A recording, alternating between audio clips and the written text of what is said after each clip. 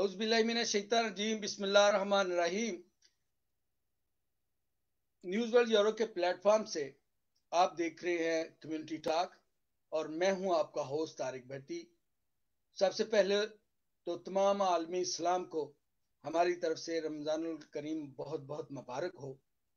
رمضان الکریم کے حوالے سے جو پہلا اشرہ ہے وہ ہے رحمت کا، تو اس حوالے سے پورے رمضان میں انشاءاللہ تعالی ہم آپ کی علماء اکرام سے رمضان المبارک کے حوالے سے، اس کی برکات کے حوالے سے آپ سے گفتگو جو ہم نے آج سے سلسلہ شروع کیا ہے، انشاءاللہ پورا رمضان جاری رہے گا۔ آج ہمارے مہمان جناب محترم علامہ سرفراز مدنی صاحب ہمارے ساتھ موجود ہیں۔ ہم آپ کو ان سے آج رمضان المبارک کے حوالے سے بات کریں گے، رمضان المبارک کی برکات کے حوالے سے اور رحمت کے حوالے سے، کہ جو پہلا اشرہ رحمت کا ہے اس حوالے سے اللہ تعالیٰ نے کیا پیغام اپنے بندوں کے لیے کیا ہے، اور ساتھ ہی ساتھ نبی پاک صلی اللہ علیہ وسلم کے حوالے سے بھی بات ہوگی۔ تو میں بہت شکر گزار ہوں علامہ مولانا سرفراز مدنی صاحب آپ کا، کہ آپ نے رمضان المبارک میں اتنا قیمتی ٹائم ہوتا ہے کہ آپ کی بہت ساری مصروفیات ہوتی ہیں، لیکن اس کے باوجود آپ نے ہمیں ٹائم دیا، آپ کے شکر گزار ہیں۔ جی مولانا صاحب۔ جزاک اللہ۔ جی طارق بھائی بہت شکریہ آپ کا، آپ نے پروگرام میں انوائٹ کیا، اور اس کے ذریعے سے امت مسلمہ تک جو ہے وہ دین کا پیغام پہنچے گا۔ تو ہم اپنے پروگرام کا آغاز کرتے ہیں تلاوت قرآن پاک سے، تو آپ مجھے اجازت دیں میں چھوٹی سی بسم تلاوت اللہ۔ کر لوں۔ جی جی بسم اللہ۔ أعوذ بالله من الشيطان الرجيم،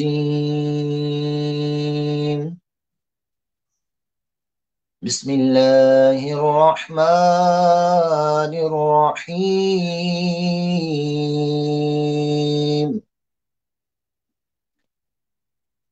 إن المتقين في جنات ونهر، في مقعد صدق عند مليك مقتدر، إن المتقين في جنات ونهر، في مقعد صدق عند مليك مقتدر، في مقعد صدق عند مليك مقتدر، بسم الله الرحمن الرحيم، قل هو الله أحد، قل هو الله أحد لله الصمد، لم يلد ولم يولد ولم يكن له كفوا أحد، ولم يكن له كفوا أحد، صدق الله العظيم۔ جزاک اللہ، ماشاء اللہ۔ جی حضرت۔ الحمد لله رب العالمين، والصلاة والسلام على سيد المرسلين، أما بعد، فأعوذ بالله من الشيطان الرجيم، بسم الله الرحمن الرحيم، قال الله تبارك وتعالى في القرآن المجيد، يا أيها الذين آمنوا كتب عليكم الصيام كما كتب على الذين من قبلكم لعلكم تتقون، صدق الله العظيم، وبلغنا رسوله النبي الكريم الأمين، قال الله تبارك وتعالى في شان حبيبه، إن الله وملائكته يصلون على النبي، يا أيها الذين آمنوا صلوا عليه وسلموا تسليما، اللهم صل على سيدنا مولانا محمد وبارك وسلم وصل عليه۔ نبی مکرم شاہ بنی آدم رسول محتشم صلی اللہ علیہ وسلم کی ذات پر درود پاک منڈے کے بے شمار فضائل ہیں۔ चुनाचे बयान की तरफ जाने के लिए सबसे पहले हसूल बरकत नज़ुल रहमत के लिए और रमज़ानुल मुबारक की बाबरकत महीने की बरकतें लेते हुए एक हदीस मुबारक दुरूद पाक के हवाले से आपकी गोशगुजार करता हूँ, जिसका ताल्लुक रमज़ानुल मुबारक से भी है और नबी पाक सल्लल्लाहु अलैहि वसल्लम का दुरूद पाक पढ़ने से भी है। एक मरतबा प्यारे आका सल्लल्लाहु अलैहि वसल्लम आप मस्जिद में तशरीफ लाए और मिंबर की पहली सीढ़ी पर कदम रखा तो फरमाया आमीन, दूसरी सीढ़ी पर कदम रखा तो फरमाया आमीन, तीसरी सीढ़ी पे कदम रखा तो फरमाया आमीन। खुतबे के बाद सहाबा किराम रिज़वान ने अर्ज की, या रसूल अल्लाह, आज अजब मामला देखते हैं कि आपने पहली सीढ़ी पे कदम रखा तब भी फरमाया आमीन, दूसरी पे रखा तब भी फरमाया आमीन, तीसरी पे भी। हमें राज बताया जाए। तो नबी पाक सल्लल्लाहु अलैहि वसल्लम ने इरशाद फरमाया, मेरे सहाबा, जब मैंने पहली सीढ़ी पे कदम रखा तो जिब्रील अमीन आए और उन्होंने मुझे बताया कि अल्लाह पाक इरशाद फरमाता है कि ए महबूब, बदबख्त है, बदनसीब है वो शख्स कि जिसने रमज़ानुल मुबारक का महीना पाया और अपनी बख्शिश ना करवा सका। तो मैंने कहा आमीन। और जब दूसरी सीढ़ी पे कदम रखा तो उन्होंने कहा कि या रसूल अल्लाह, अल्लाह पाक इरशाद फरमाता है कि बदबख्त शकी वो शख्स है कि जिसने वालिदैन में से दोनों या एक को बुढ़ापे में पाया और उनकी खिदमत करके जन्नत को हासिल न किया। तो मैंने कहा आमीन। इसी तरह तीसरी सीढ़ी पे कदम रखा तो तब उन्होंने कहा कि अल्लाह पाक इरशाद फरमाता है कि बदबख्त हो जाए वो शख्स कि जिसके सामने आपका जिक्र और आपका नाम लिया जाए और वो आप पर दुरूद पाक ना पढ़े। तो मैंने कहा आमीन।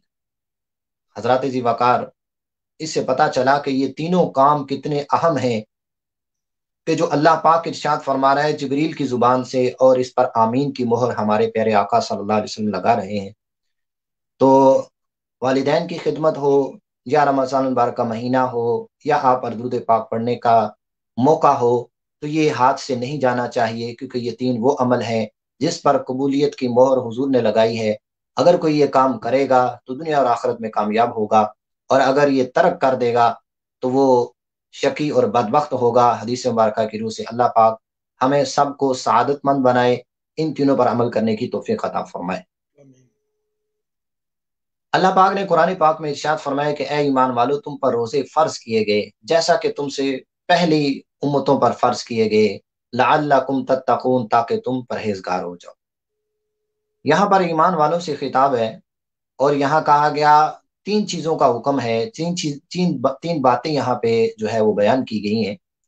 एक ये कि तुम पर रोजे फर्ज किए गए, दूसरा साथ फरमाया कि सिर्फ तुम पर ही नहीं है बल्कि ये वो इबादत है कि जो तुमसे पहली उम्मतों पर भी फर्ज थी, और फिर साथ में इरशाद फरमाया ताकि तुम परहेजगार हो जाओ। यानी रोजे फर्ज करने का मकसद अल्लाह पाक ने इरशाद फरमाया कि मकसद ये है कि तुम अल्लाह से डर जाओ, तुम्हारे अंदर तकवा आ जाए, परहेजगारी आ जाए। तो आज का मौजू जो है वो रहमत के हवाले से है कि अशरा रहमत। तो हजरत जी वकार, आज पांचवा रोजा गुजरा, तो तकरीबन आधा अशरा जो है ये निस्फ हो गया है। तो इसमें अल्लाह पाक की खास रहमतें जो है वो नाजिल होती हैं। नबी पाक सल्लल्लाहु अलैहि वसल्लम ने इरशाद फरमाया कि अव्वलुहु रहमतुन, मैं कि रमजान का अव्वल जो है वो रहमत है, और उसका जो दरमियाना है वो मगफरत है, और उसका तीसरा जो है वो जहन्नम से आज़ादी है। तो आपने फरमाया अव्वलहु रहमतुन, पहला जो है वो क्या है, रहमत है। तो अल्लाह पाक इस अशरे के अंदर खास तौर पर अपने बंदों पर रहमत फरमाता है। मैं आपके सामने हदीस मुबारक रखता हूँ। नबी पाक सल्लल्लाहु अलैहि वसल्लम का इतना प्यारा फरमान है। आपने इरशाद फरमाया कि जब रमजान का पहला महीना होता है, पहला दिन आता है, जैसे ही चांद नजर आता है, उसकी पहली शब होती है, तो अल्लाह पाक अहले जमीन के ऊपर जो मुसलमान होते हैं उनकी तरफ रहमत की नजर फरमा देता है। और साथ में नबी पाक सल्लल्लाहु अलैहि वसल्लम ने इरशाद फरमाया कि अल्लाह पाक जिस पर रहमत की नजर फरमा दे, और मैं उसको अपना अजाब कभी नहीं देगा। तो यानी जिस पर उसकी रहमत की नजर पड़ गई तो फिर कभी वो उसे अजाब नहीं देगा। تو یہ کتنی سعادت والا مہینہ ہے کہ جیسے شروع ہوتا ہے کہ اللہ جو ہے وہ مسلمانوں پر رحمت کی نظر فرماتا ہے۔ تو ہمیں اس کی برکتیں اور سعادتیں جو ہے وہ حاصل کرنی چاہیے، اسے گنوانا نہیں چاہیے۔ یہ ایک مہمان مہینہ ہے جس کے کچھ دن گزر چکے ہیں اور اس عشرے کے کچھ دن باقی ہیں۔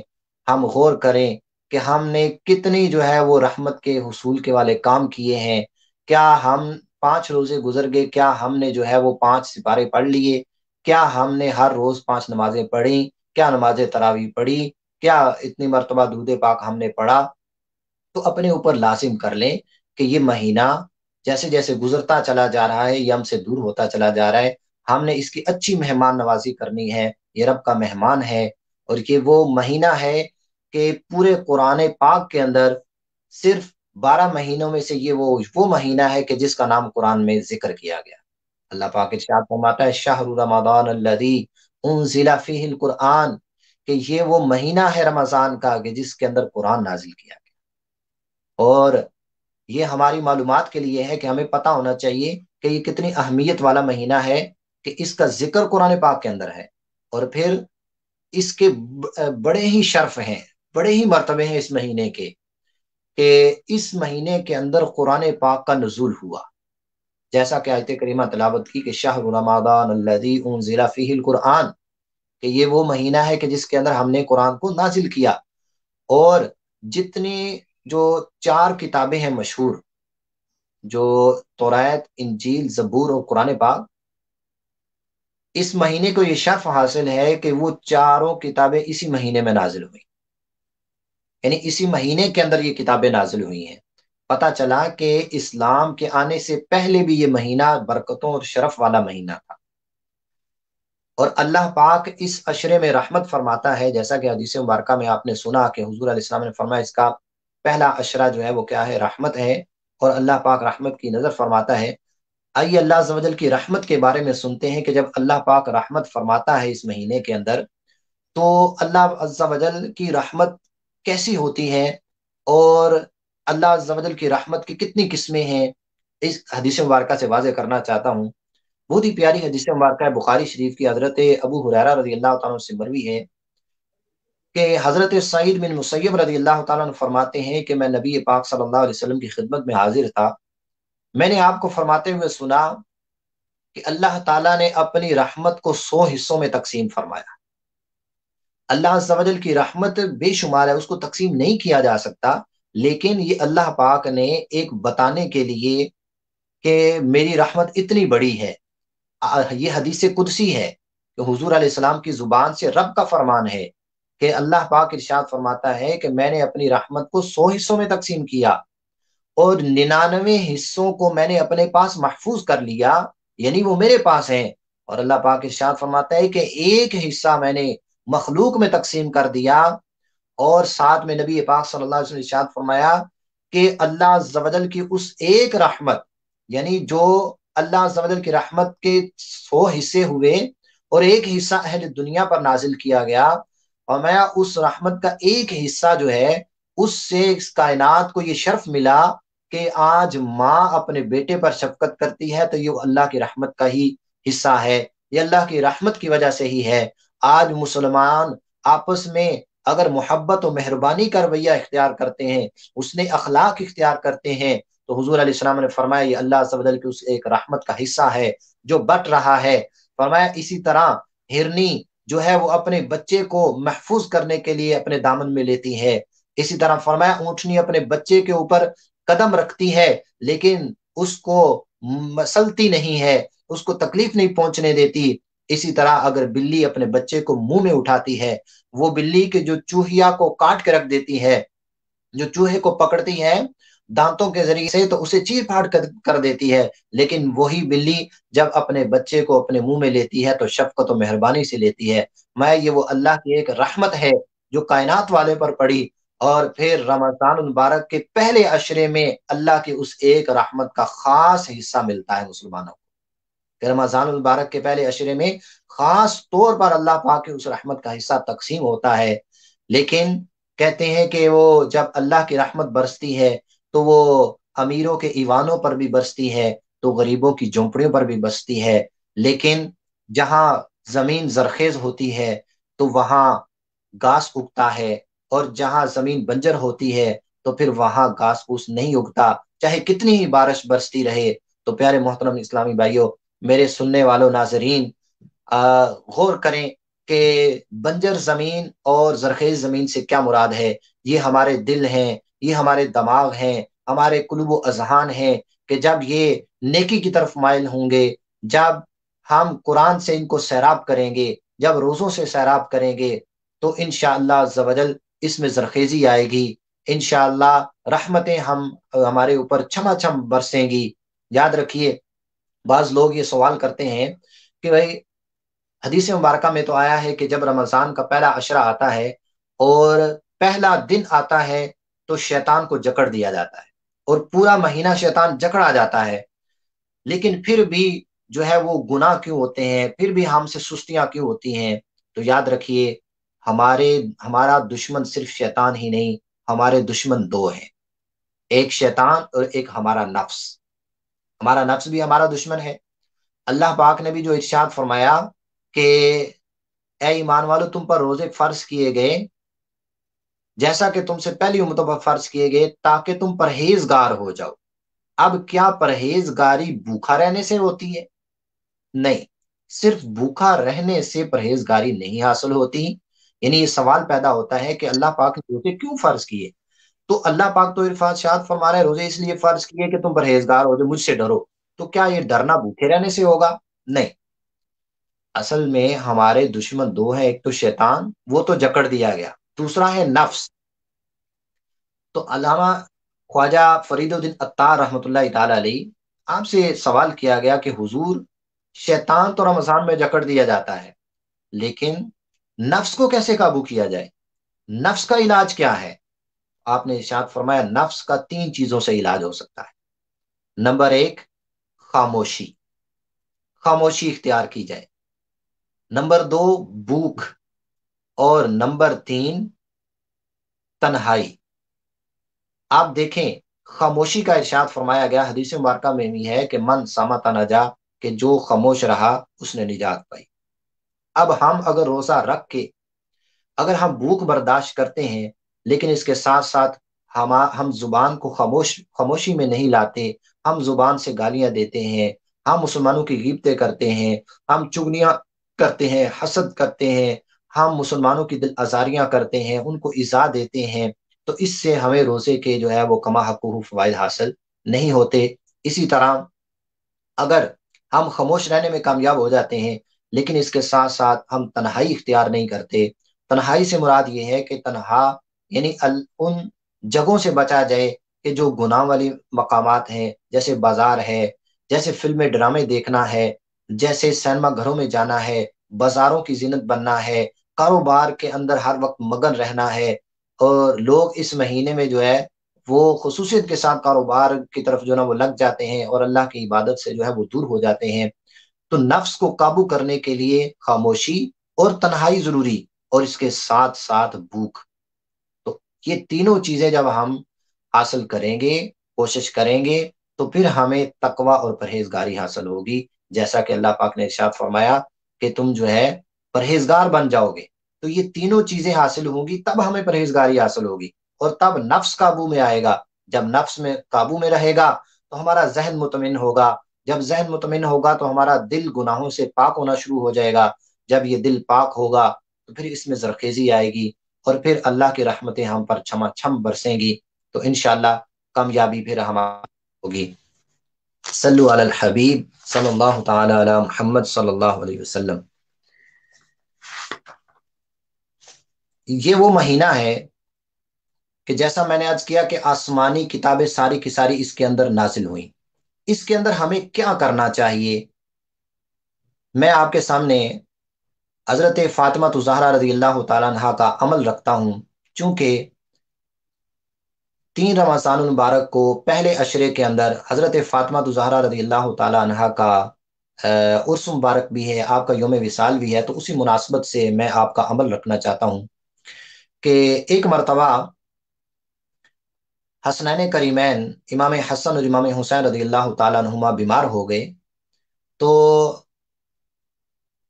حضرت علی کرم اللہ تعالیٰ وجہ الکریم اور حضرت فاطمہ زہرا رضی اللہ تعالیٰ عنہا اور آپ کی کنیز حضرت فدہ رضی اللہ تعالیٰ عنہا، انہوں نے یہ منت مانی کہ حسنین کریمین کو شفا ہو جائے تو ہم 3 دن کے روزے رکھیں گے، 3 دن کے، یعنی تینوں جو ہے وہ 3 روزے رکھیں گے۔ چنانچہ حسنین کریمین جو ہے ان کو شفا ہوئی۔ اب منت پوری کرنے کے لیے تینوں نے روزے رکھے۔ حضرت علی کرم اللہ تعالیٰ وجہ الکریم کچھ جو لے کر آئے تاکہ ان کی جو ہے وہ روٹی بنا کر افطاری کی جا سکے۔ ابھی پہلا روزہ رکھا تھا، افطار کا وقت ہوا، حضرت فاطمہ زہرا رضی اللہ تعالیٰ عنہ نے روٹی تیار کی، روٹی تیار کر کے رکھی گئی۔ اب سورج کے غروب ہونے کا انتظار تھا۔ جب افطاری کا وقت قریب آیا تو دروازے پہ دستک ہوئی۔ جب دروازہ کھولا گیا تو ایک مسکین آیا اور اس نے کہا میں مسکین ہوں، بھوکا ہوں۔ تو ان تینوں نے وہ روٹیاں اٹھا کے مسکین کو دے دی۔ جب دوسرا دن آیا تو دوسرا دن بھی روٹیاں تیار ہیں، افطاری کا وقت ہے، دروازے پہ دستک ہوتی ہے، دروازہ کھلتا ہے تو کہنے والا کہتا ہے کہ میں یتیم ہوں، میں بھوکا ہوں، مجھے کھانا دے۔ تو ان اہل بیت کے گھرانے نے وہ روٹیاں، وہ افطاری کا سامان یتیم کو دیا اور خود پانی سے افطار کیا۔ تیسرا دن آیا تو پھر اسی طرح معمول کے مطابق روٹیاں تیار ہوئیں تو دروازے پہ دستک ہوئی تو دیکھا ایک قیدی ہے، کہتا میں قیدی ہوں، میں اسیر ہوں، میں بھوکا ہوں، مجھے کھانا دیا جائے۔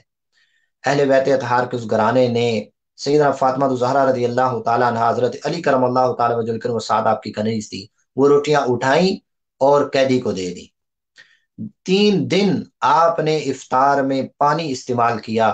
اللہ عز و جل کو آپ کی ادا اتنی پسند آئی کہ اللہ پاک نے قرآن پاک کے اندر 29ویں پارے میں سورہ دہر کے اندر یہ آیت مبارکہ نازل کر دی کہ وَيُطْعِمُونَ الطَّعَامَ عَلَىٰ حُبِّهِ مِسْكِينًا وَيَتِيمًا وَأَسِيرًا، کہ وہ جو کھانا یتیم، مسکین اور قیدی کو کھلا دیتے ہیں اور وہ صرف اور صرف اللہ کی رضا کے لیے جو ہے اور اسی کی محبت میں جو ہے وہ خرچ کرتے ہیں، نہ کہ قیدی، مسکین اور یتیم کے لیے، بلکہ اللہ کے راستے میں وہ خرچ کرتے ہیں۔ تو پیارے محترم اسلامی بھائیوں، میں تمام ناظرین سے یہ گزارش کرنا ہوں، رمضان گزاریں، صبر کے ساتھ گزاریں۔ یہ صبر کا درس دیتا ہے۔ رمضان کا معنی ہی صبر ہے، رمضان کا معنی صبر بیان کیا گیا، اور اللہ پاک ارشاد فرماتا ہے ان اللہ مع الصابرین، میں صبر کرنے والوں کے ساتھ ہوں۔ اگر ہم صبر کریں گے تو رمضان کے ہمیں فوائد حاصل ہوں گے۔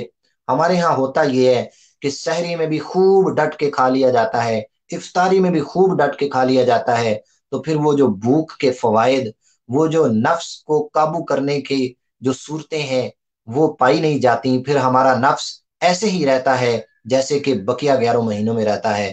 تو اگر ہم اپنے نفس کو قابو کرنا چاہتے ہیں تو ہم اپنے دسترخوان سے تھوڑا سا کم کر کے تو کسی غریب کو جو ہے وہ کچھ دے دیں۔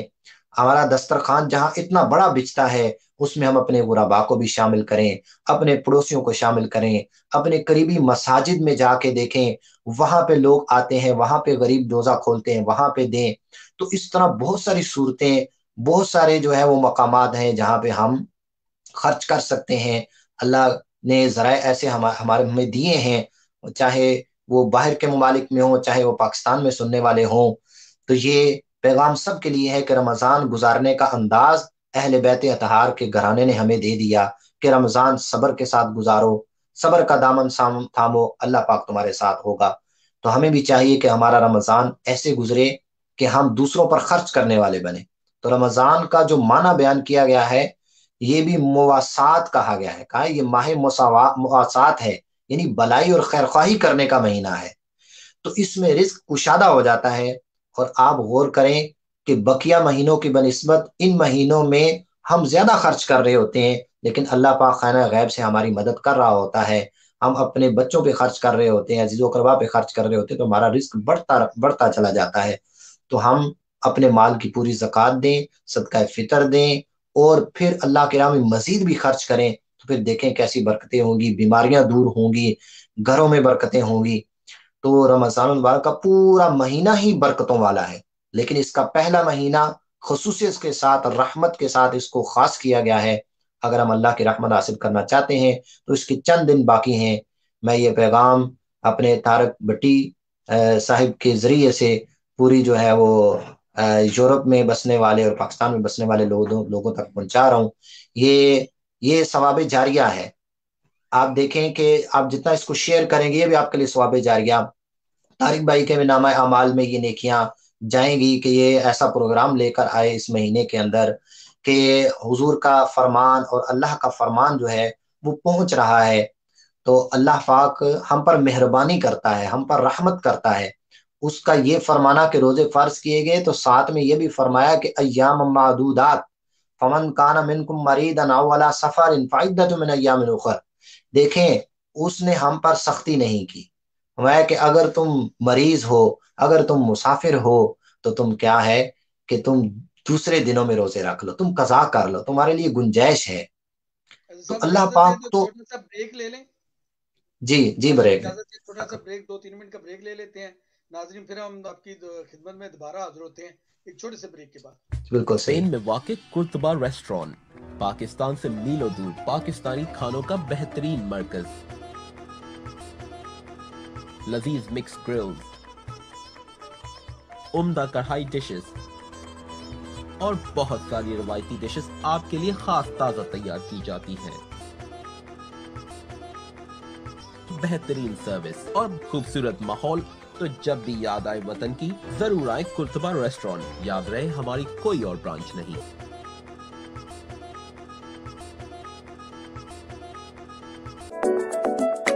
ڈالڈا، ہماری کوالٹی ہی ہماری پہچان ہے۔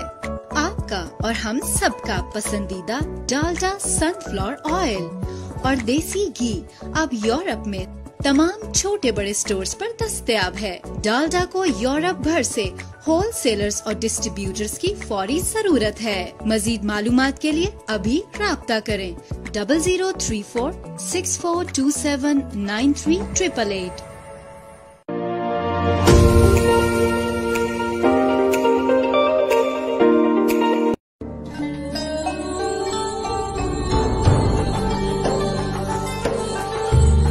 اسپین کا مشہور ترین آپ کا پسندیدہ ترکش فوڈ کا نفیس اور اعلیٰ مرکز رے دے علی بابا ڈونر اب آپ کی خدمت میں پیش کر رہے ہیں پہلی مرتبہ رے دے علی بابا ڈونر کباب کی فرنچائز۔ ہم جدید ترکش طرز تعمیر کے حوالے سے اپنی پہچان آپ ہیں۔ اس کے علاوہ ہم ترکش اسٹائل کے ریسٹورنٹ کی کنسٹرکشن اور ڈیکوریشن کے کام میں بھی مہارت رکھتے ہیں۔ ریسٹورنٹ کی اجازت سے لے کر اوپننگ تک کی ذمہ داری اور نگرانی ہماری ماہر ٹیم کرے گی۔ پہلی 10 فرنچائزز بالکل مفت حاصل کریں۔ رے دے علی بابا کی فرنچائز حاصل کرنے کے لیے آپ ان نمبروں پر ہماری سیلز ٹیم سے رابطہ فرما سکتے ہیں۔ خدمت ہماری، پہچان آپ کی۔ جی ہم اپنے ناظرین کو ایک دفعہ پھر خوش آمدید کہتے ہیں۔ ہمارے ساتھ حضرت مولانا سرفراز مدنی صاحب موجود ہیں، تشریف فرما ہے۔ رمضان المبارک کے حوالے سے، پہلے عشرہ رحمت کے حوالے سے بات چیت ہو رہی ہے۔ علامہ صاحب آپ سے گزارش ہے کہ آپ ہم ناظرین کو، میں اس سے پہلے کہ علامہ صاحب کو دوبارہ دعوت دوں، ناظرین سے یہ میں گزارش کرنا چاہتا ہوں کہ جو آپ کے سوالات ہوں آخری انشاءاللہ 15 منٹ میں جو ہے 15 سے 20 منٹ 10 منٹ حضرت صاحب مزید اپنا بیان فرمائیں گے۔ اس کے بعد ہم سوالات بھی لیں گے اور کچھ سوالات ساتھ سے پوچھیں گے رمضان المبارک کے حوالے سے، روزے کے حوالے سے۔ تو جو بھی اپنے سوالات ہوں آپ ہمیں کمنٹس کے تھرو، میسیج کے تھرو اپنے سوالات بھیج سکتے ہیں۔ جی حضرت صاحب۔ جی بالکل انشاءاللہ سوالات جو ہیں وہ بالکل کیے جائیں، بہت ضروری ہیں۔ اس حوالے سے بہت ساری چیزیں ہیں کہ جن سے ہماری عوام جو ہے نابلد ہوتی ہے اور بہت ساری غلطیاں کر جاتی ہیں۔ تو کوئی بھی چیز ہو شرعی حوالے سے ہمیں جھجکنا نہیں چاہیے، ہمیں پوچھ لینا چاہیے علماء سے، اور جتنا پوچھیں گے اتنا علم میں انشاءاللہ اضافہ ہوگا۔ تو ابھی ایک نعت شامل کر لیتے ہیں، جی پہلے ماشاءاللہ، بالکل ایک نعت پڑھ لیتے ہیں، تو انشاءاللہ پھر سوالات کی طرف بڑھتے ہیں، کیونکہ حضور کی سوالات میں کچھ شان وضاحت میں بھی ٹائم لگ جاتا ہے۔ کوئی بھی محفل ہو حضور کا ذکر نہ آئے تو جی محفل کا تو جی پھر نہ ہونے کے برابر ہے۔ ہمارا تو ایمان ہی ہے کہ آخر زمان نبی پاک صلی اللہ علیہ وآلہ وسلم ان کے اصل میں جو خلیق کے وجہ کائنات ہیں تو ان کا ذکر تو ہونا بڑا ضروری ہے. جی صلی اللہ علیہ یا رسول اللہ وسلم علیک یا حبیب اللہ. واہ کیا جود و کرم ہے شہ بطحا تیرا نہیں سنتا ہی نہیں مانگنے والا تیرا نہیں سنتا ہی نہیں مانگنے والا تیرا. وہاں کیا جود و کرم ہے شہ بطحا تیرا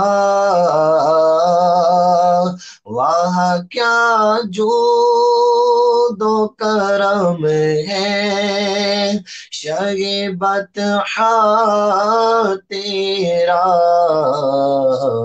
نہیں سنتا ہی نہیں مانگنے والا تیرا نہیں سنتا ہی نہیں مانگنے والا تیرا. اور تیرے ٹکڑوں پہ پلے غیر کی ٹھوکر پہ نہ ڈال تیرے ٹکڑوں پہ پلے غیر کی ٹھوکر پہ نہ ڈال. جھڑکیاں کھائیں کہاں چھوڑ کے صدقہ تیرا جھڑکیاں کھائیں کہاں چھوڑ کے صدقہ تیرا. اور میں تو مالک ہی کہوں گا کہ ہو مالک کے حبیب میں تو مالک ہی کہوں گا کہ ہو مالک کے حبیب یعنی محبوب وہ محب میں نہیں میرا تیرا یعنی محبوب وہ محب میں نہیں میرا تیرا. واہ کیا جود و کرم ہے شہ بطحا تیرا. اور تیری سرکار میں لاتا ہے رضا اس کو شفیع تیری سرکار میں لاتا ہے رضا اس کو شفیع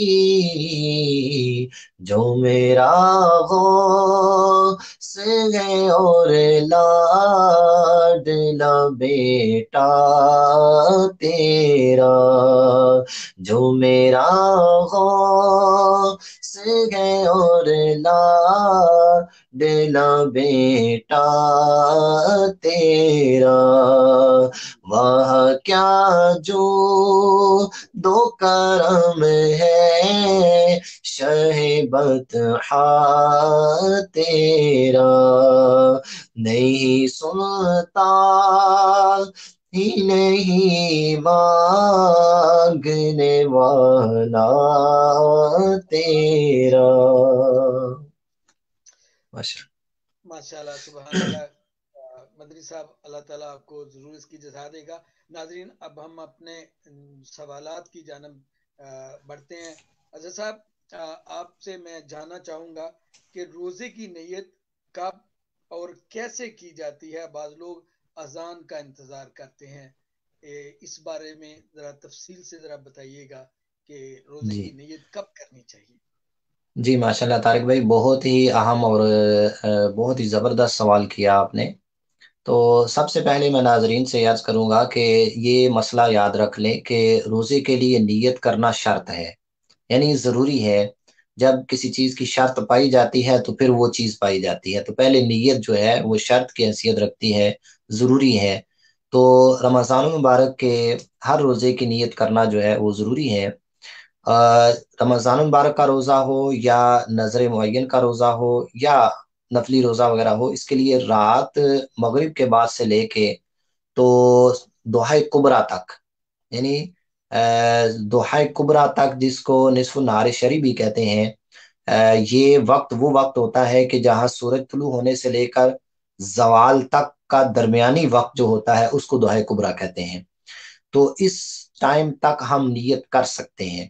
تو اگر کسی شخص نے رات کو نیت نہیں کی، صبح سویا رہا اور دوحہ کبریٰ کا وقت آ گیا، بھلے کچھ کھایا پیا نہیں ہے، تو اگر دوحہ کبریٰ کا وقت آ چکا ہے تو اب وہ نیت کرے گا تو اس کا روزہ نہیں ہوگا۔ اس سے پہلے اگر کچھ کھایا پیا نہیں تھا، اس نے نیت کر لی تو اس کا روزہ ہو جائے گا۔ دوسری بات جو اب بڑی اہم بات ہے کہ نیت جو ہے وہ کب کی جائے، تو نیت کا تعلق تو روزہ رکھنے سے ہے۔ اب یہ ہے کہ لوگ جب نیت کرتے ہیں نا، اذان کا انتظار کرتے ہیں، اور پھر مسئلہ یہ ہوتا ہے کہ اس میں کھاتے پیتے رہتے ہیں۔ تو نیت تو آپ رات کو بھی کر سکتے ہیں، آپ صبح بھی کر سکتے ہیں، دوحہ کبریٰ سے پہلے بھی کر سکتے ہیں اگر کچھ کھایا پیا نہیں ہے۔ تو ہم چونکہ چل رہے ہوتے ہیں بھائی، نیت کر لی، اب اس کے بعد کچھ کھا پی نہیں سکتے، تو رات کو اگر نیت کر لی تو بھلے اس کے بعد کھاتے رہیں، نیت آپ کی سٹارٹ اس وقت ہوگی جب سحری کا وقت ختم ہو گیا ہے۔ تو سحری کا وقت یاد رکھیں۔ آج کل ماشاءاللہ کیلنڈر بنے ہوئے ہیں، ہمارے پاس ایپس بھی موجود ہیں۔ الحمدللہ دعوت اسلامی کی طرف سے بھی ایک پریئر ٹائم نامی ایک اپلیکیشن ہے، الحمدللہ پوری دنیا کے جو ہے وہ ممالک اس کے اندر ڈالے گئے ہیں، اور اکثر جگہ اس کے اندر بتائی جاتی ہیں کہ اس میں اتنا جو ہے نا فرق ہے، اتنے منٹ کا فرق ہے۔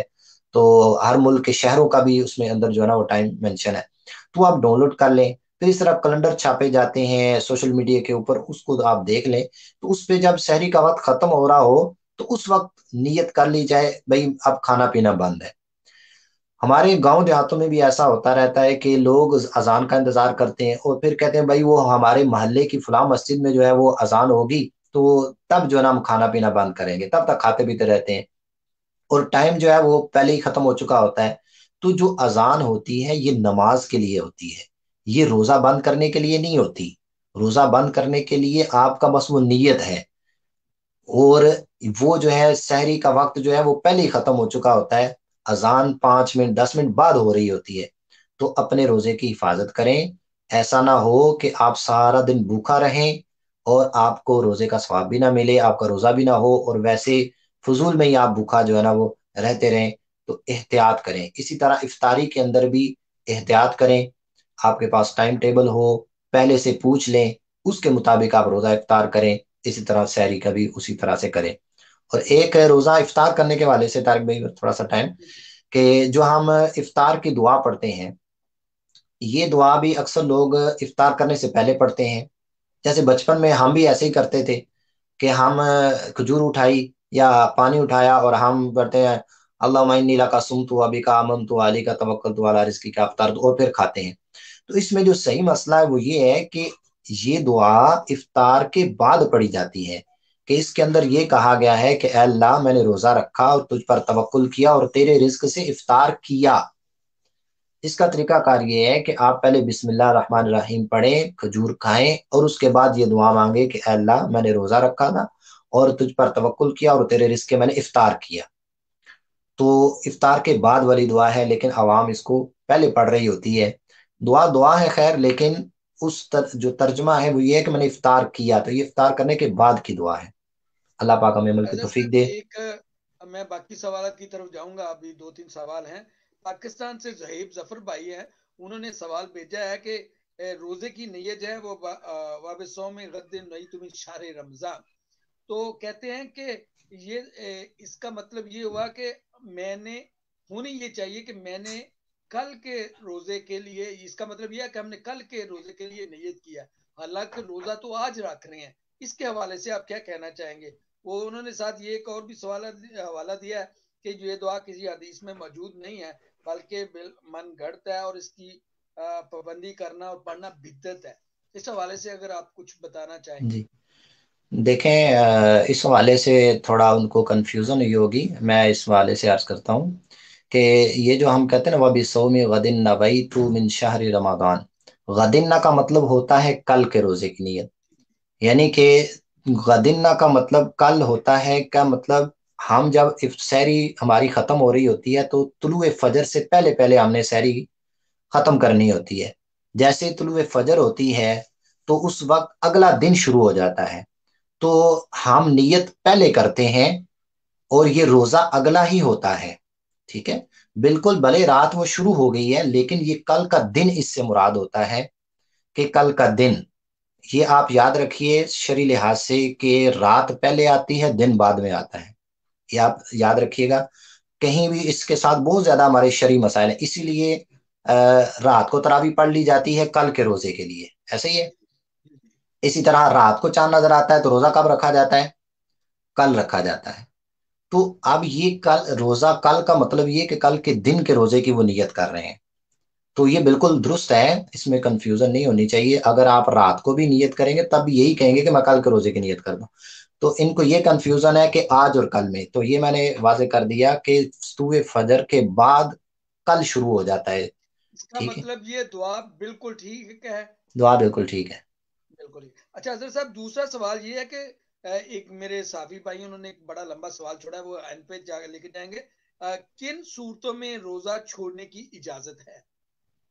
جی لیکن اللہ پاک نے قرآن پاک میں بھی ارشاد فرمایا ہے کہ تم پر روزے فرض کیے گئے، ساتھ میں ارشاد فرمایا ہے کہ اگر تم میں سے کوئی مریض ہو، فمن کان منکم مریضا او علی سفر فعدۃ من ایام اخر، مریض اور مسافر کو روزہ چھوڑنے کی اجازت ہے اور وہ بقیہ دنوں میں روزہ رکھے گا۔ اس میں تھوڑی سی وضاحت بھی ہے کہ مریض کیسا مریض ہونا چاہیے، مسافر کیسا مسافر ہونا چاہیے۔ مریض وہ مریض کہ جس کو کسی ماہر ڈاکٹر نے کہہ دیا ہو کہ تم روزہ نہیں رکھ سکتے، اگر روزہ رکھو گے تو اس سے تمہیں نقصان ہو سکتا ہے، یا تمہارا کوئی عضو زائل ہو سکتا ہے، یا تمہاری جان کو خطرہ ہے، تو اس صورت میں وہ روزہ نہیں رکھے گا، اور وہ بقیہ یعنی جب وہ تندرست ہو جائے گا رمضان کے بعد تو وہ اس وقت جو ہے نا وہ روزہ رکھے گا، یعنی اس کی قضا کر لے گا۔ اور مسافر سے بھی مراد ہر سفر والا نہیں شخص روزہ چھوڑے گا، بلکہ وہ مسافر ہوگا کہ جو شرعی سفر کرنے والا ہو، جس کا سفر 92 کلومیٹر یا اس سے زائد کا سفر ہو، اور اتنی نیت سے وہ نکلا ہو، اور اس کا یہ سفر دوحہ کبریٰ کے سے پہلے پہلے اس کا یہ سفر ہو، یعنی اس کی سحری سفر میں ہی آئی ہو، یا اس کا سفر دوحہ کبریٰ سے پہلے پہلے سٹارٹ ہوا ہو۔ اگر وہ دن کو اپنا سفر شروع کرتا ہے تو اب ایسا نہیں کرے کافر ہونے لگا تو میں روزہ چھوڑ دوں، بلکہ جو صبح کا اس نے روزہ رکھا ہوا ہے وہ اس کو پورا کرے گا۔ ہاں اگلا جو اس کا اگر سفر میں روزہ آ جاتا ہے اگلے دن والا، تو پھر وہ روزہ چھوڑ سکتا ہے۔ تو چھوٹے سفر پہ نہیں، 92 کلومیٹر یا اس سے زائد والا جو مسافر ہوگا اس کو روزہ چھوڑنے کی اجازت ہے۔ اسی طرح وہ شخص جو اتنا بوڑھا ہو چکا ہے کہ اب اس کے جسم میں اتنی طاقت نہیں ہے کہ وہ روزہ رکھ سکے، تو اس کے لیے پھر شرع نے فدیے کا حکم ارشاد فرمایا ہے کہ وہ پھر فدیہ دے گا۔ جی حضرت کن کن صورتوں میں روزہ ٹوٹ جاتا ہے؟ ٹوٹ جاتا ہے؟ جی کیا وجہ بنتی ہے یا کن صورتوں میں ہم سمجھتے ہیں کہ ہمارا روزہ ٹوٹ گیا ہے؟ جی، اس میں طارق بھائی میں ایک اصول بیان کر دوں شرع کا، تو اس سے میرے خیال ہے ساری چیزیں اس کے اندر آ جائیں گی۔ روزہ ٹوٹنے کے لیے ایک چیز ہے کہ آپ کے پیٹ کے اندر کسی ایسے منفذ کے ذریعے سے، یعنی کسی ایسے راستے سے جس کا تعلق ڈائریکٹ پیٹ کے ساتھ ہو، کوئی بھی چیز جائے گی تو وہ آپ کے روزے کو توڑ دے گی۔ اب میں مثال دیتا ہوں کہ جیسے منہ ہے، منہ کے ذریعے سے کوئی بھی چیز جاتی ہے تو گلے سے وہ اس کا تعلق کس کے ساتھ ہے؟ پیٹ کے ساتھ ڈائریکٹ ہے، بیچ میں کوئی چیز حائل نہیں ہوتی۔ اسی طرح ڈاکٹروں کی تحقیق اور پھر علماء کا اس پہ فتویٰ ہے کہ آنکھ کے اندر کوئی ڈراپس ڈالتا ہے تو آنکھ کے اندر بھی ایک سوراخ ہوتا ہے جس کا تعلق گلے سے ہے اور گلے کا تعلق پیٹ سے ہے، تو یہ اس ڈراپس اگر لیکوڈز ڈالے جائیں گے تو اس سے بھی روزہ ٹوٹ جائے گا۔ اس طرح اگر ہم کان میں ڈالتے ہیں تو کان کے بیچ میں ایک پردہ آ جاتا ہے، اس پردے کے سبب سے پھر روزہ نہیں ٹوٹے گا۔ لیکن اگر کسی شخص کا پردہ پھٹا ہوا ہے تو اس کا روزہ کیا ہو جائے گا؟ ٹوٹ جائے گا۔ تو کوئی بھی وہ راستہ جس کا تعلق پیٹ کے ذریعے سے ہے، بعض لوگ سوال کرتے ہیں بھائی انجیکشن سے روزہ ٹوٹتا ہے کہ نہیں، ڈرپ لگانے سے روزہ ٹوٹتا ہے کہ نہیں، تو نہ تو انجیکشن لگانے سے روزہ ٹوٹتا ہے، نہ ڈرپ لگانے سے، نہ سرما ڈالنے سے، نہ مسواک کرنے سے۔ کیوں؟ اس لیے کہ جو ہوتی ہے ڈرپ یا انجیکشن ہوتا ہے وہ نس یا مسام کے اندر لگایا جاتا ہے، اس کا ڈائریکٹ معدے کے ساتھ پیٹ کے ساتھ تعلق نہیں ہوتا، اس کے اندر جھلی اور اس کے اندر مسامات آ جاتے ہیں، تو اس سے روزہ نہیں ٹوٹتا۔ تو اس میں تقریباً جو ہے نا وہ تمام وہ چیزیں آ گئی ہیں، داخل ہو گئی ہیں کہ جن سے روزہ ٹوٹتا ہے، جن سے نہیں ٹوٹتا۔ سگریٹ جیسے لوگ پیتے ہیں تو اس سے بھی روزہ ٹوٹ جاتا ہے کیونکہ اب یہ منہ کے ذریعے سے پیا جا رہا ہے۔ اس طرح پانی پینے سے یا جمع کرنے سے، ہم بستری کرنے سے یا کچھ بھی کھا پی لینے سے جو ہے نا وہ روزہ ٹوٹ جاتا ہے۔ تو یہ ہے کہ آپ کے ساتھ جو بھی سچویشن آئی ہے کسی کے ساتھ بھی، تو وہ پوچھ لے کسی سے کہ بھائی میرا اس صورت میں روزہ ٹوٹا ہے یا نہیں ٹوٹا۔ اگر بھولے سے ہم کھا پی جاتے ہیں تو اس صورت میں بھی ہمارا روزہ نہیں ٹوٹتا، جیسے یاد آیا تو اس میں جو منہ کے اندر ہے اس کو کیا کر دیں، اس کو نکال دیں۔ اچھا، جی یہ سحری کے فوری بعد جب ٹائم ختم ہو گیا، آپ نے کھانا کھا لیا، سحری ختم ہوگی، آپ برش کر سکتے ہیں، مسواک کر سکتے ہیں سحری کے فوری بعد؟ جی، مسواک کر سکتے ہیں، بالکل مسواک کرنا تو سنت ہے، اور روزے میں کوئی بھی سنت ادا کریں گے تو اس کا ثواب اور بھی زیادہ ملے گا۔ ٹوتھ پیسٹ کر ہاں، سکتے ہیں؟ برش کے حوالے سے علماء ویسے تو منع کرتے ہیں کہ بچنا چاہیے، لیکن فتویٰ اسی چیز پہ ہے کہ اس سے بھی روزہ نہیں ٹوٹتا، کر سکتے ہیں آپ، لیکن اس کے بہت باریک باریک ذرے جو ہے نا وہ اڑ کے حلق میں جاتے ہیں، تو بہتر ہے کہ یہ نہ کیا جائے، یہ روزہ بند کرنے سحری کا وقت ختم ہونے سے پہلے ہی کر لیا جائے تو بہتر ہے، لیکن روزہ اس سے بھی نہیں ٹوٹتا۔ اچھا جی، ابھی آپ نے ذکر کیا تھا روزے کی حوالے سے کہ کن صورتوں میں ٹوٹ جاتا ہے، آپ نے پھر روزہ چھوڑنے کے حوالے سے جب فدیہ کی بات کی تھی، تو جی بعض لوگ جو روزوں کا فدیہ دیتے ہیں، اس مسئلے پہ ذرا بیان کیجیے گا فدیہ کے حوالے سے۔ بالکل، آپ نے اچھا سوال کیا، اس سے بھی ہماری عوام بہت زیادہ مبتلا ہے۔ فدیہ بیسک اس شخص کے لیے ہوتا ہے کہ جس کو اپنی زندگی میں اچھا ہونے کی امید نہ ہو، یا اس کا جسم اتنا کمزور ہو چکا ہو، یا شیخ فانی کے لیے یہ فدیہ ہوتا ہے۔ شیخ فانی وہ شخص جو 70-80 سال کا ہو چکا ہے اور اب مزید اس کو آگے یعنی امید نہیں ہے کہ میرے جسم میں اتنی طاقت آئے اور میں روزہ رکھ سکوں گا، تو اب وہ شخص جو ہے اپنے روزوں کا فدیہ دے گا۔ لیکن ذرا سی کوئی بیماری آئی، روزے چھوڑے، تو اب وہ فدیہ دے دیتے ہیں، بھائی یہ میں نے تو روزوں کا فدیہ دے دیا، اور روزے رکھتے بھی نہیں ہیں۔ یہ بالکل غلط ہے۔ جب تک کوئی ایسا مرض یا کوئی آگے اسے اتنی کمزوری ہو کہ آگے اسے امید ہی نہ ہو صحیح ہونے کی، تو پھر وہ رکھ سکتا ہے۔ اور بس اوقات ایسا ہوتا ہے کہ ہم پورا سال تو یعنی لگاتار روزے نہ رکھیں، ہم مہینے میں صرف 3 روزے یعنی 10 دن بعد ایک روزہ رکھ سکتے ہیں ہم، پھر اسی طرح 10 دن کے بعد پھر ایک روزہ، تو سال میں ہمارے 10 مہینوں میں ہمارے 30 روزے پورے ہو سکتے ہیں۔ تو یوں قضا کی جا سکتی ہے، لیکن لوگ پھر بھی فدیہ دیتے ہیں، ایسے لوگوں کا فدیہ ادا بھی نہیں ہوگا اور ان پر روزوں کی قضا لازم رہے گی۔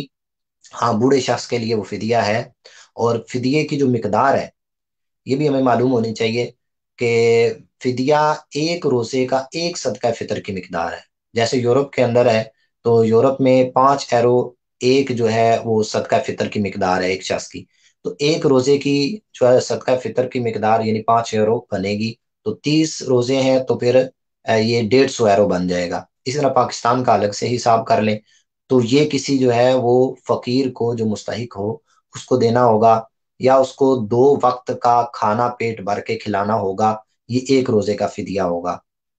تو یہ فدیہ ادا کرنے کا طریقہ ہے، لیکن یہ ہر ایک کے لیے نہیں ہے، یہ مخصوص ان لوگوں کے لیے ہے کہ جن کو شرع نے اجازت دی ہے۔ حضرت جی سوال تو سوری اس ہٹکے ہے ذرا، میں اس ٹاپک پہ نہیں آنا چاہتا تھا کیونکہ کچھ ایسے معاملات آلریڈی ہو چکے ہیں اس حوالے سے۔ سوال یہ ہے کہ میرے دوست صحافی ہیں یہاں پہ وسیم رزاق صاحب، وہ پوچھتے ہیں کہ میرا سوال ہے کہ ہم پوری یورپی ملک میں رہتے ہیں، ہم پورے یورپ میں رہتے ہیں، اور یہاں پر ایک شورا یا کونسل ہے جو اسلامک کمیشن آف اسپین کے نام سے جانی جاتی ہے، وہی رویت حالات کا فیصلہ کرتے ہیں، کیا ہم ان کی پیروی کر سکتے ہیں؟ شریعت اس حوالے سے کیا کہنا چاہتی ہے؟ یا ہم خود چاند دیکھ کر روزہ رکھیں؟ بڑی صاحب سوال موضوع سے ہٹ کے لیکن اہم ہے، جی اگر آپ اس پہ بات کرنا چاہتے ہیں تو ٹھیک ہے، اگر نہیں تو پھر انشاءاللہ نیکسٹ ٹائم کر لیں گے۔ اب کیا کہنا چاہتے ہیں اس جی پہ؟ جی، اس میں مختصر سا عرض کروں، اس پہ ہماری ڈبیٹس وغیرہ چل میں رہی ہیں، نہیں ہماری چاہتا تھا گفتگو۔ میں نہیں چاہتا جی بالکل، کیونکہ یہاں پہ کوئی اگر مسئلہ۔ ایک معاملہ ہے کہ وہ ایسا معاملہ ہو جس سے ڈبیٹ ایک اور طرف کو چلی جائے، جی تو آپ جو جی جی، فرمانا چاہیں۔ میں آپ کے سامنے 2 منٹ اس کے حوالے سے بات کروں گا کہ دیکھیں، ہمارا سب سے پہلی پرائرٹی ہے ہمارا شریعت پہ عمل کرنا۔ باقی سائنس ہے، دیگر آلات ہیں، ان سے ہم فائدہ حاصل کر سکتے ہیں، استفادہ حاصل کر سکتے ہیں، ان پہ ڈیپینڈ نہیں کر سکتے۔ جب تک ہمارے پاس شرعی دلیل اور شرعی ثبوت نہیں ہے رمضان کا، تو پھر ہم رمضان شروع نہیں کر سکتے۔ نبی پاک صلی اللہ علیہ وسلم نے یوم شک کے روزے سے منع فرمایا۔ اب سائنس کے روح سے بھی اگر چاند کی ابھی پیدائش ہی نہیں ہوئی اور کوئی شخص آپ کو یہ کہہ دے کہ بھائی کل روزہ ہے، تو آپ کیسے مان لیں گے؟ اور شرعی لحاظ سے تو یہی ہے کہ چاند دیکھ کے جو ہے وہ روزہ رکھنا ہے۔ تو الحمدللہ دعوت اسلامی نے اس پہ اسٹیپ لیا کہ ہم چاند دیکھنے والی یہ جو سنت ہے اس کو ادا کریں گے، اور یہ واجب کفایہ ہے کہ 5 مہینوں کا چاند دیکھنا واجب کفایہ ہے، ضروری ہے۔ اگر کسی نے نہ دیکھا تو سب گناہ گار ہوں گے۔ تو پھر ہماری اس پہ آپس میں مشاورت ہوئی، کئی سالوں سے پھر جو نا ہم نے چاند دیکھنا شروع کیا، اور پچھلے 2 سالوں سے یہاں کچھ مسائل ہمیں فیس کرنے پڑے اسلامک کمیشن کے حوالے سے۔ پھر ہماری ان کے ساتھ بھی میٹنگ ہوئی، تو ہمیں ہمارے اوپر یہ بات جو ہے نا وہ میٹنگ ہوئی، اس میں انہوں نے یہ کہا کہ ہم چاند دیکھتے ہیں۔ ہم نے کہا یہ تو بہت اچھا ہے کہ اگر آپ چاند دیکھتے ہیں تو پھر ہم بھی آپ کے ساتھ ہیں۔ تو پھر ہم نے ان سے یہ سوال کیا کہ جہاں آپ چاند دیکھتے ہیں وہاں ہمیں بھی لے جائیں، ہم بھی دیکھیں بھائی کہ آپ کے پاس کیا رائے ہیں اور کیسے چاند دیکھتے ہیں، کیسے فیصلہ کرتے ہیں۔ لیکن پھر اسلامی کمیشن کے دوسرے ممبران سے جب ہماری میٹنگ ہوئی تو یہ بات اس پہ چل رہی ہے کہ ان سے یہ ثابت ہوا ہے کہ چاند وہ لوگ نہیں دیکھتے۔ اور پھر ہم نے پورے اسپین کے اندر 15 مقامات کے اوپر چاند دیکھا، اور پورے یورپ کے اندر جتنے بھی ہمارے مراکز ہیں اہل سنت کے، ان سب نے چاند دیکھا، لیکن کہیں بھی چاند نظر نہیں آیا۔ تو جب ہمارے پاس شرعی دلیل نہیں آئی تو پھر ہم نے روزہ اس دن نہیں رکھا۔ جس دن چاند نظر آیا تو بلکہ ہم نے جب 29 کو دیکھا چاند نظر نہیں آیا تو پھر ہم نے 30 کی گنتی پوری کی۔ حدیث مبارکہ میں صوموا لرؤیتی وافطروا لرؤیتی فَإِنْ غُمَّ عَلَيْكُمْ فَأْكْمِلُوا الْعِدَّةَ مِنْ 30 شعبان، کہ چاند دیکھ کے روزہ رکھو، چاند دیکھ کے روزہ افطار کرو۔ اگر مطلع ابر آلود ہو جائے، چاند نظر نہ آئے تو پھر 30 کی گنتی پوری کرو۔ تو اس لحاظ سے پھر پورے یورپ کے علماء نے، چاہے وہ انگلینڈ ہو، چاہے ناروے ہو، چاہے جرمنی ہو، قریبی ممالک مراکش ہیں، الجزائر ہیں، یہاں کے جتنے علماء ہیں، اور وہاں گورنمنٹ لیول پہ بھی ان لوگوں نے چاند دیکھا تھا لیکن انہیں چاند نظر نہیں آیا تھا، تو پھر انہوں نے یہ فیصلہ کیا کہ جو ہے وہ شعبان کا مہینہ 30 کا ہوگا اور روزہ جو ہے وہ 14 تاریخ کو ہوگا۔ جی تو اس ہالینڈ میں میں کوئی بھی میں دوسری نے رائے نہیں ہے۔ ہم تو یہی کہتے ہیں کہ اسلامی کمیشن بھی ہمارا ہے، سب ہم مسلمان ہیں، ہم سب الحمدللہ اس پہ ہم مشاورت کر رہے ہیں کہ ہم ان کو بھی ساتھ لیں گے، سب بھائیوں کو ساتھ لیں گے، اور انشاءاللہ چاند دیکھ کے شریعت کے مطابق عمل کریں گے۔ ہمارا یہی موقف ہے، اور اس میں میرا خیال ہے ہر ایک کو ساتھ ہمارا دینا چاہیے۔ بالکل حضرت صاحب ٹائم بالکل بالکل ہو گیا ہے۔ جی اچھا مجھے ایک دوست نے کہا کہ یہ اب تھوڑا سا پڑھیے اس کے علاوہ، کہ کہا تھا کہ ایسے پروگرام ہونے چاہیے۔ بیسکلی میں اپنے دوست علی رضا بھائی سے بتاؤں گا، عرض کروں گا، یہ عرض کرنا چاہتا ہوں کہ میرا ایک پروگرام ہوتا ہے، میں ویک میں ایک پروگرام کرتا ہوں سنڈے کو، تو انشاءاللہ میرے چاروں سنڈے جو ہیں جب تک رمضان ہے انشاءاللہ تعالی رمضان المبارک کے حوالے سے ہی بات ہوگی، اور ان اچرا کے اب رحمت کا اچرا تھا اس حوالے سے بات ہوئی، اور انشاءاللہ آنے والے دنوں میں بھی رمضان المبارک کے حوالے سے ہی کوئی سیاسی یا دوسرا پروگرام نہیں ہوگا۔ سر اگر مدنی صاحب سے میں گزارش کروں گا کہ آخر میں نبی پاک صلی اللہ علیہ وسلم کی شان میں سلام کے اگر 2 شعر ہو جائے شاید ہماری بھی بخشش ہو جائے، تو نبی پاک صلی اللہ علیہ وسلم پہ سلام پڑھنا، درود و سلام بھیجنا بالکل تو ہماری سب عبادتوں سے بہتر عبادت ہے۔ جی بسم اللہ۔ یا نبی سلام علیکہ، یا رسول سلام علیکہ، یا حبیب سلام علیکہ، صلوات اللہ علیکہ، یا نبی سلام علیکہ، یا رسول سلام علیکہ، یا حبیب سلام علیکہ، صلوات اللہ علیکہ، انت نور اللہ فجرا، جئت بعد العسر یسرا، ربنا علاق قدرا، یا امام الانبیاء، انت فی الوجدان حی، انت للعینین ضی، انت عند الحوض ری، انت ہاد وصفی، یا حبیبی یا محمد، یا نبی سلام علیکہ، یا رسول سلام علیکہ، یا حبیب سلام علیکہ، صلوات اللہ علیکہ، يرتوي بالحب قلبي، حب خير رسل ربي، من بي أبصرت دربي، يا شفيع يا رسول الله، أيها المختار فينا، زادنا الحب حنينا، جئتنا بالخير دينا، يا ختام المرسلين، يا حبيبي يا رسول الله، يا نبي سلام عليك، يا رسول سلام عليك، يا حبيب سلام عليك، صلوات الله عليك، مجھے در پہ پھر بلانا، مدنی مدینے والے، مائے عشق بھی پلانا، مدنی مدینے والے، میری آنکھ میں سمانا، مدنی مدینے والے، بنے دل تیرا ٹھکانا، مدنی مدینے والے، یا حبیبی یا رسول اللہ، یا نبی سلام علیکہ، یا رسول سلام علیکہ، یا حبیب سلام علیکہ، صلوات اللہ علیکہ۔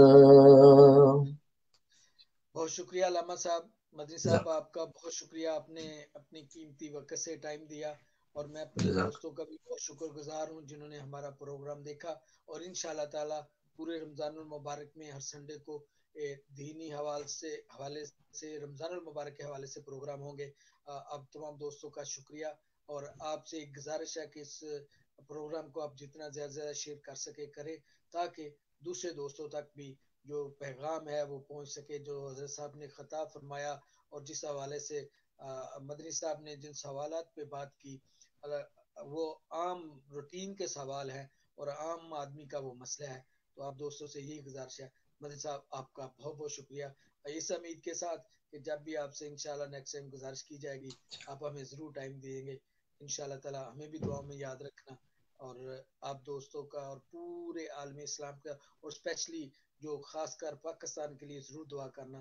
اللہ تعالیٰ میرے ملک پاکستان اور پوری دنیا پہ اپنی رحمت کرے. جہاں جہاں بھی مسلمان آباد ہیں میرے اللہ وہاں پہ رحمت فرما اپنی، اور تمام لوگ جو ہیں وہ امن اور سکون اور شانتی سے رہیں. بہت شکریہ سر، آپ تمام دوستوں کا بہت شکریہ. من صاحب تھینک یو ویری مچ، بہت شکریہ. اسپین میں واقع کرتبہ ریسٹورانٹ، پاکستان سے میلوں دور پاکستانی کھانوں کا بہترین مرکز. لذیذ مکس گرلز، عمدہ کڑھائی ڈشز اور بہت ساری روایتی ڈشز آپ کے لیے خاص تازہ تیار کی جاتی ہیں. بہترین سروس اور خوبصورت ماحول، تو جب بھی یاد آئے وطن کی ضرور آئے کرتبہ ریسٹورانٹ. یاد رہے ہماری کوئی اور برانچ نہیں.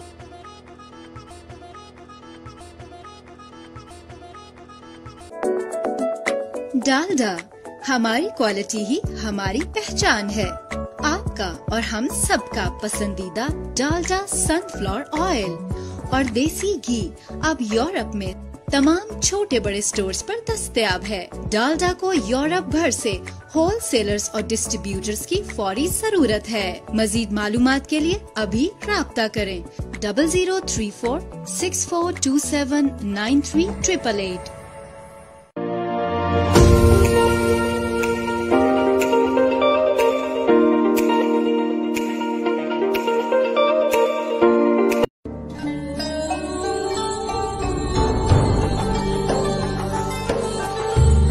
اسپین کا مشہور ترین آپ کا پسندیدہ ترکش فوڈ کا نفیس اور اعلیٰ مرکز رے دے علی بابا ڈونر اب آپ کی خدمت میں پیش کر رہے ہیں پہلی مرتبہ رے دے علی بابا ڈونر کباب کی فرنچائز.